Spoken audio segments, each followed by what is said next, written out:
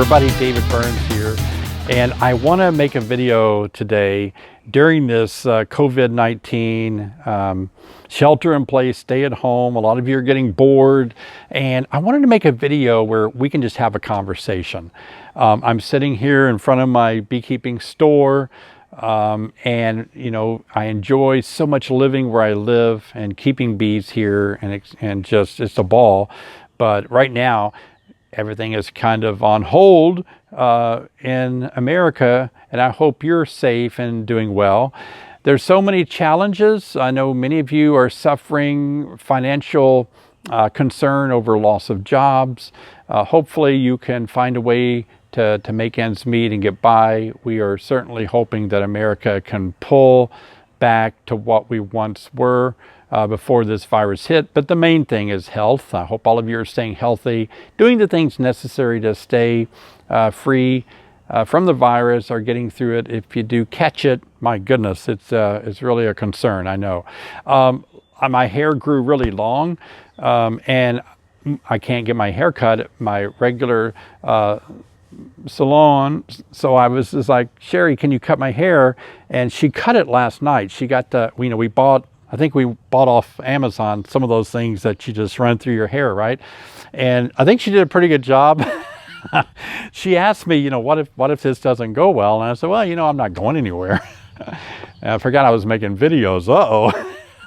My hair is not really usually this thin. I like to think my hair is not this thin. But I think I just turned 60 this year, and doggone it, it's a little thinner than, I'm kind of like a queen honeybee. You know, the queen, when she's born, she's pretty hairy, but as she ages, she loses most of her hair, especially on her abdomen, because she's always backing into cells laying eggs. So I've just worn my hair down. So this is not entirely Sherry's fault. It's a lot more to do with my hair follicles are missing. But she did a good job, and I told her that if you do a really bad job, I'll just put a hat on. I don't think I'm going anywhere anytime soon in the next few weeks, and my hair grows pretty fast. So probably some of you are experiencing things like that.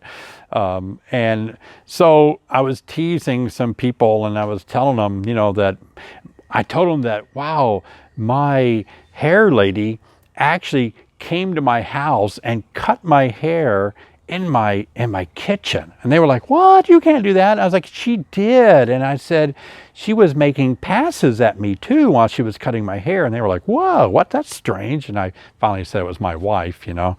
I told Sherry, I said, you know, you should wear a bikini while you cut my hair and you would get a bigger tip. And she said, is that what you say to your stylist? And I said, no. Oh boy, maybe I'll take that part out. Or if I forget, I'll leave it in there. But we have fun. Sherry and I have been happily married for a long time, and so we enjoy teasing each other. So I thought I'd answer an important question that I get asked a lot. And that is, how did you get started in beekeeping? How did you get started in beekeeping, David? How did you become a master beekeeper?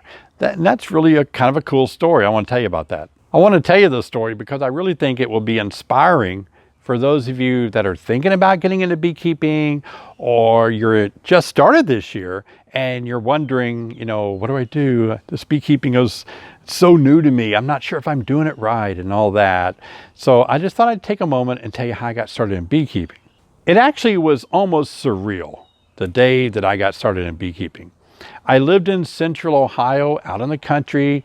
I lived in the middle of an Amish community, and it was pretty rural. And it was a very strict sect of Amish people, not much communication with the Amish where I lived there north of Columbus. And there was a gentleman, a friend of mine, that was a beekeeper. And he said to me, would you be interested in becoming a beekeeper? And I was like, what does that mean? He's like, well, you know, I can help you. A tree fell down, there's bees in it. We need to cut it open, move the hive out into a hive that you can take home and put in your backyard. And I'll help you get started with the beekeeping equipment. And I've got an extra suit or smoke or whatever. He said, I can help you get started. He was a pretty good beekeeper, you know. And so I said, I think I'm interested.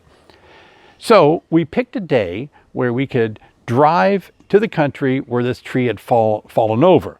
And I remember the days so clearly what that day was like. It was just a beautiful day. The sky was so deeply rich blue with white puffy clouds, a calm day, and it was just beautiful temperature. And we approached this fallen tree.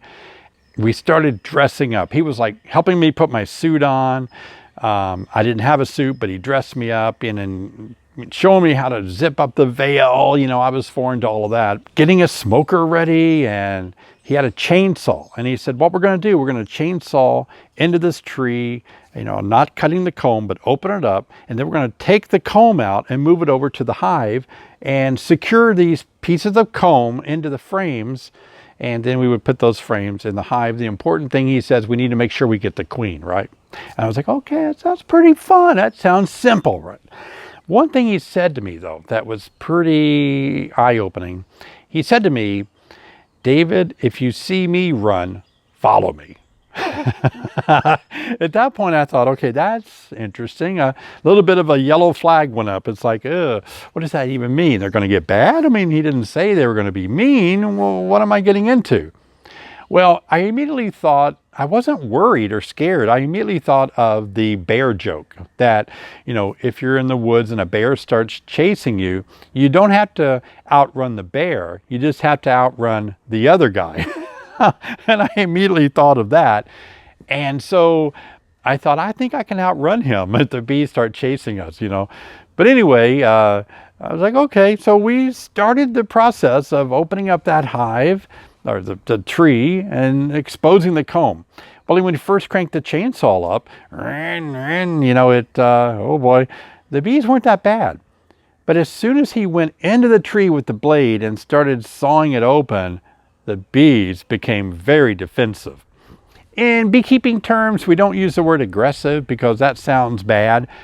Bees really aren't aggressive so much. You know, the Africanized bees can be aggressive, but bees, European bees aren't so much aggressive as they are simply defensive, right?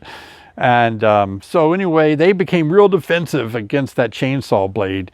It's not that bees can hear. They don't have ears like we do, but they have vibration sensors throughout their body, right?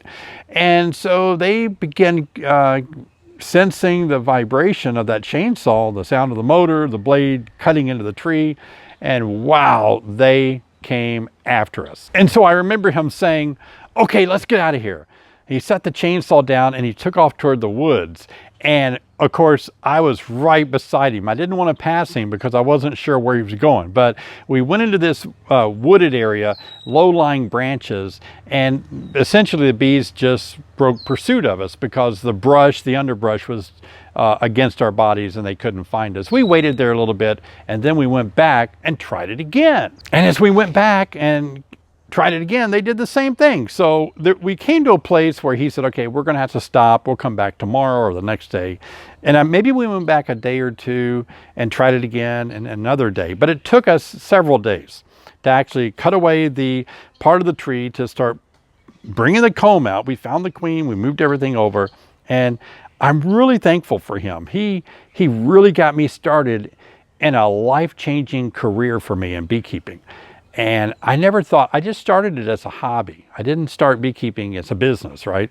And I just thought it'd be a fun thing to do. Get some honey, and I did make so much honey. So many of the Amish farmers planted clover and alfalfa. I had so much honey coming out of my ears that first year as a beekeeper. But I didn't know anything about bees at all. He would take me around to his colonies and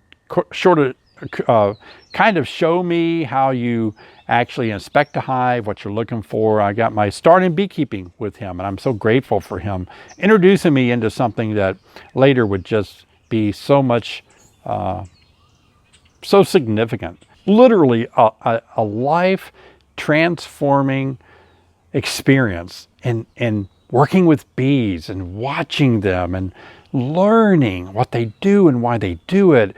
It was so enriching. It was just life-changing. It was just a new beginning for me. A chapter had turned in my life when I first started keeping bees. I didn't really know what I was doing at all. I had an ABC XYZ of beekeeping, like a 1938 edition or something like that, a pretty outdated copy. And so what happened, I moved back to Illinois, and a good friend carried my hive back to Illinois for me. And it was in a Ford Ranger pickup truck. And he has quite a story about moving that hive back to Illinois. But I got back to Illinois, and we're in the early 90s now, and mites had just gotten their grip on bees in the US, and I lost that hive due to the Varroa destructor mite. I didn't know what was going on back then. I was just the whole thing was so challenging for beekeepers when mites first came into the country. But I quickly bounced back. I bought a couple of packages, and I bought maybe one hive, or I don't know if I bought 2 hives, but I bought a hive, and I had already had a hive, and I bought another hive.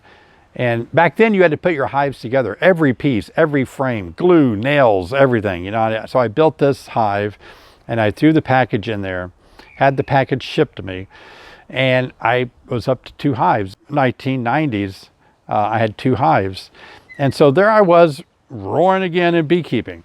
But then, you know, you get a swarm, or you need to split a hive, and I needed more equipment, but I didn't want to pay shipping, and it was expensive. I was poorer than a church mouse back then. I didn't have a nickel to rub against a dime. And so I simply just started making my own equipment using some of the, you know, measurements that I got off standard Langstroth hives, and I put together my own beehive and painted it, and it looked so beautiful. I thought, you know, for me, I thought I did a really good job.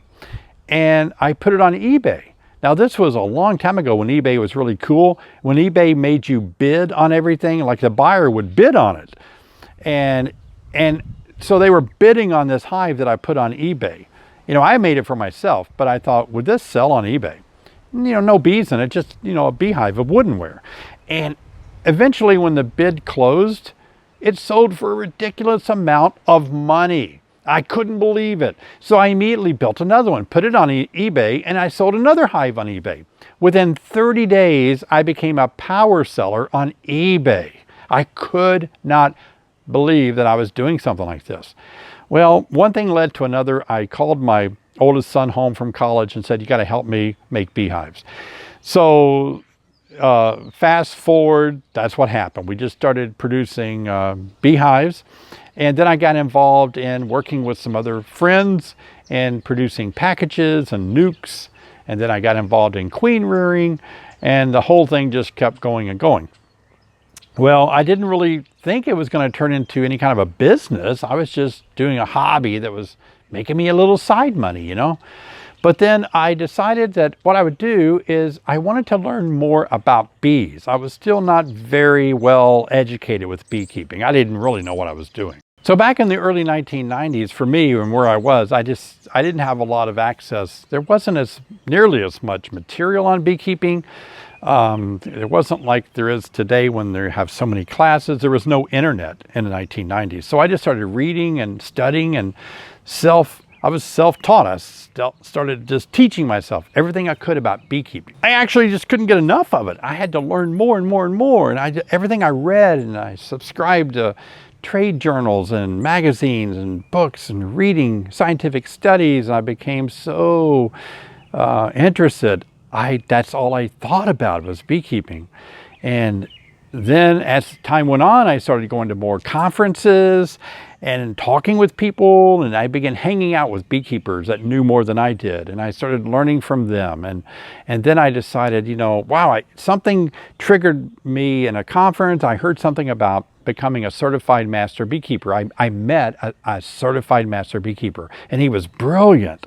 And I thought, how did he become a master beekeeper? What does that even mean? And so I asked him, you know, what is a master beekeeper? How do you become a master? How do you get who certifies you? What does that even mean? You know, well, he was with the Eastern Apicultural Society of North America, and he explained to me that the EAS actually will test you. And they don't teach you, but if you claim to know everything there is about beekeeping, they run you through 4 segments of tests. They run you through a field test where they make you open a hive. You talk about what you see. They may have secret things planted in there that, or they know about things that are in there that they're hoping you'll notice and such and identify. And then there's the, so you get the field test, it's called. Then you have the lab test, and the lab test is where they put anything they want to under microscopes or chemical treatment plans for different diseases, identifying different kind of insects even, but anything they want to, parts and pieces of hives or extracting materials from the past. I mean, it was just anything they wanted to lay in the lab, and then you would have to identify it for the test. And then the third element of the test is the oral test, and that's when you sit before a panel of, I think, 3 or 4 master beekeepers, and they drill you and make you sweat bullets as you answer their questions. And they grade you on your responses and how you respond. And then the fourth part of the test, probably the hardest part for me, was the written part. It's just essay questions and true or false. And, it was just complicated, very complicated questions. And I took my test under Dr. Clarence Collison. And so he was, when I took my EAS test back then, that was in 2000 and around 2009, 2010. It took me 2 years to pass, but it seemed like to me, and I could be entirely wrong, this is my opinion and my impressions that I had at that time, that not many people were passing. I don't know if that's accurate or not, but I do know that when I took my test, there were only 3 or 4 of us of all the candidates that passed in 2010. So it seemed like to me that those tests were very, very challenging, that you really had to know your stuff. They may still be that challenging. I'm not sure. I haven't taken the test, but we are having more EAS Certified Master Beekeepers that are passing each year. That may be because more are being tested. So I don't know. Anyway, so I decided I wanted to be a Certified Master Beekeeper because I wanted to teach and help people learn about beekeeping, but I needed some credentials, not just so I could say it, but the credentials would allow me to study harder and to know more to make me a better teacher. Does that make sense? I just didn't want to be a one-year beekeeper teaching classes, and we have too much of that really going on right now. Too many people are teaching classes that haven't really had a lot of experience. I had a teacher call me last week that teaches classes. He's probably he's kept bees for a couple of years now, but he's teaching classes, and he asked me a question that I could not believe. It was a simple question. I won't even repeat it, but it was so simple that he didn't know that, and he's teaching classes. That kind of an attitude went off in my head. But I didn't want to be that teacher. I wanted to be a very knowledgeable teacher. That doesn't mean I know everything, and we're always learning, but I wanted to help new beginners. So I started my journey of becoming an EAS Certified Master Beekeeper. I developed these flashcards of every possible beekeeping concept and question and history, and oh man, I spent a whole year going through these flashcards. They don't tell you what the questions are going to be, but I got a general idea. I asked if they could send me previous tests of the written part, and I could study at least, they're not repeating those questions, but it would give me an idea of that year what they asked. And so I started just studying everything I could about bees, and I was so fearful that they were going to ask me, to name every little organ in the spermatheca, in the reproductive system of a drone. Or I memorized everything about a bee, the bee anatomy. I memorized it. I knew every little vessel, and I knew everything, every nerve. Oh my gosh, And the first year I went to take my test, I was so nervous. I can't remember. I think I was 50 years old. So I've been out of college, too long to study for tests. But I took my test, and I passed the oral test, and I passed the field test. oral test is probably the hardest, but I was a public speaker, so I was already good at speaking in a scenario kind of in conflict. I mean, I was sitting there. Let me tell you about my oral test, okay? They actually said, okay, David, you're going to take your oral test. You're going to meet with some master beekeepers and they're going to ask you questions and you're going to pass or fail. Oh my gosh, okay. A lady, an EAS certified master beekeeper, I followed her in her car to a hotel. This is like, this sounds like some syndicated mob something, you know, I'm blindfolded in a car. It wasn't quite blindfolded, but I followed her to a motel or a hotel and she said, follow me. And so I went to a room. She knocked on the door, probably had a secret EAS certified master beekeeper knocking, you know, knock sequence. Opened the door and she introduced me, and there sitting in the group was Kent Williams, EAS certified master beekeeper from Kentucky. And if you don't know Kent, if you don't know what I'm talking about, he's the beekeeper that when he sits in a chair to speak, he turns it the opposite direction, straddles it, and puts his hands on the back so he can talk. We're good friends now. And so it was him. He looks intimidating. He has a big beard, and I was intimidated by his appearance because I was already nervous. And then there was Billy Davis. Billy has gone on, passed away now, but he's just, everybody in EAS just respects Billy Davis so much. He was there. There was somebody else, and doggone it, I can't remember. But I sat there. I think I actually stood, but I was so nervous. I was in a hotel room as these guys drilled me over and over again about questions on beekeeping. And then when you were done, you'd give a response, and they'd only give you like 3 minutes. So David, what do you think about this, this, this? How would you handle this, this, that, this, boom? And then I would answer. I remember one time I got done and they were like, well, you still got 15 seconds. You want anything else? You want to say anything else? I'm like, oh my gosh, maybe I didn't say enough. Maybe I left something out. No, that's good. I'm done. And so anyway, they got done testing me. They'd always write down stuff and everything. And then they said, okay, well, we'll let you know how you did. And I left. So I took all 4 parts of my tests and I passed the oral test. I passed. Wow. And then I passed the field test. So then I was close, but no cigar on the lab test and also the written test.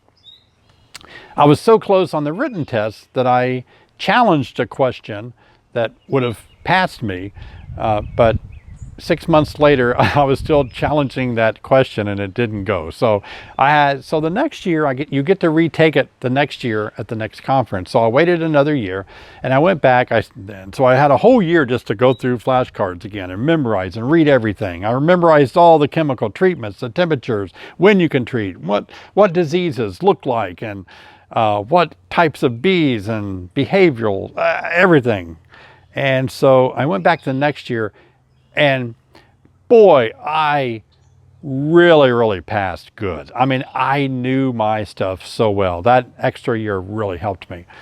And I remember Clarence Collison, I passed, the other 2, I passed the written in the lab. And Clarence came up to me and said, David, you really know bees. And that made me feel really good. I really appreciate Dr. Collison so much. He was such a inspiration to me. And becoming an EAS certified master beekeeper. Wow, I got that pin that night. I wasn't planning on passing. I was running out of money, to be honest with you. It was kind of a hard season for me. At that time it was 10 years ago, and I was getting, it would cost me, I'd have to go to the conference and I would have to study and put so much into beekeeping. And it was just after we had the 2008 recession, and I was really running out of money. And I was really struggling with, if I don't pass this year, I'm done. I can't afford to take these tests, to travel out here anymore and go to the conference. I can't afford this. It's too much money. I was buying microscopes to help me learn. I was buying so many. I bought thousands of dollars worth of books to learn and read. Gosh, I remember feeling so almost depressed that I thought, if I can't pass this year, I can't afford to do this anymore. It's just going to have to, this will be it for me. I'm just going to just become a hobbyist beekeeper and be done with the whole beekeeping thing. And Sherry, I think it was Sherry and my daughter Carrie and our son Christian went to North Carolina, where the conference was being held, where I would take my next attempt at passing this test, these 2 tests that I had to, you don't have to take all 4 again. It's the ones you haven't passed, you have to try those again. And they went with me, and it was really a very challenging time for me personally. It was really difficult because I knew that this was make it or break it for me. And I really wanted to pass. There were so many things hinging upon me passing and moving forward. And when I took the test, in fact, I was so convinced that I wasn't going to pass that they have a banquet on Friday night where they award the master beekeepers. They have you come on stage and say, you know, here's your certificate, your pin, and you're a master beekeeper. I mean, it's that feather in your hat. I mean, it's like, wow. I didn't think I was going to do it. So I didn't reserve banquet tickets for my family to go and, you know, get an award, because I thought, man, I'm not going to make it. And if I made it, I would just go home, right? Well, I didn't know if I was going to pass or not. I took the test, and you never really know. Although I felt pretty good about the test, you don't know what their answers they're looking for, right? So I was a little worried, did I pass them or not, you know? And the lab was really hard. There's microscopes. I identified all these things under microscopes and all, diseases and pests and mites and female mites and male mites. And but I felt like it's going to be close. I feel like I did pretty good, but maybe I didn't, right? Well, they actually have a time when you go into a room and they give your test back to you before the actual banquet. So they hand the tests back that are graded. And so when I got my test back, I couldn't believe the scores. I passed. And I was like, I passed. I immediately called my wife. I was like, I can't believe I did it. I passed, you know. And I remember I called my brother, I called my sister, and I was just so excited that I had passed. And everybody was like, all the other EAS master beekeepers were like, hey, you got to come to the banquet now and get your award, your certification, your diploma, your little pin. Oh my gosh, you're right, the pin. And I was like, really? I didn't get a banquet ticket, and they were all sold out. But something happened. I don't remember who pulled strings or anything, but I got tickets, you know, for the banquet. My family was able to go to the banquet. Oh my gosh, I can't tell you what it was like to be on stage with Dr. Clarence Collison as he shook my hand and handed me my certification. And at that point, everything really changed for me. It kind of bolstered up my confidence in what I knew, my business. I was blogging, making YouTube videos. It inspired me to do more of that. I started holding more classes. It was just life-changing to take that next step to be a certified master beekeeper with the most prestigious, I think, the most prestigious place to be certified was under Roger Morris, who started the Master Beekeeper program of EAS at Cornell University way back in the 1980s maybe. But I was just like, oh, it was such a rich feeling. And I remember walking through, before I became certified, I remember walking through the EAS conference, and I would see these certified master beekeepers, and they have you wear a certain thing around your conference tag, and it says master beekeeper. And I was like, wow, there's a master beekeeper. You know, they know, they've studied and they know so much more than I know. Now, let me just say that just because you're a certified master beekeeper, I'm not implying that if you're not, you're stupid. I'm not implying that at all. That's not even true. There are some brilliant beekeepers, scientists that aren't certified master beekeepers. So don't say that I'm saying something that I'm not. I'm just saying, for me personally, I put the time in, I studied, and I passed the test, and it was a proud moment for me, okay? In fact, I was one that eventually was able to wear, I can wear this now. And as you can see, this is the pin right here. Look at that. This is the actual pin they give you when you pass all your certification tests and you get certified. And I don't know if the camera can focus on it or not, but it actually says, you know, Master Beekeeper. Wow. I was so proud to get that pin. These other pins are like lifetime member, and each conference has a different pin. But anyway, you get this one right here. It says, you know, Master Beekeeper. And that year I was a speaker and a life member. Anyway, it just kind of sets you apart. It's like being in the military. You get more stripes on your arm the higher up you go. So that was kind of how I got started as a master beekeeper. And then I just kept learning, because once you're certified, you know, you want to hold that standing, and you want to be a master beekeeper in good standing. That's important, that you continue training, just like a doctor. You know, you want to go back for continuing education and stay really up on things. So what inspired me to teach classes that I teach now, that so many of you have taken my online classes, which has been so nice, is that I really want to come across as the real person that I am, a very sincere person that's passionate about bees. That's who I am. And I want to help you understand what beekeeping is all about.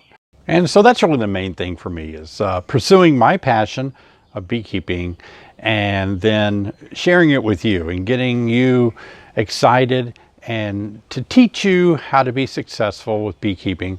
And so I hope you see that in me. I hope you see that I'm just somebody that pursued a passion. I'm just somebody who pursued a dream. I was in a job all my life for decades that was extremely stressful, and it was wearing on my health and my mental capabilities of functioning in life. It was so conflictive, and I had to get out of that. And so I made that career change, and I went into beekeeping. And so it was life-changing. I can't stress that enough. It was fun. It is fun, but it was just such a turning time, the key turn to a new life for me.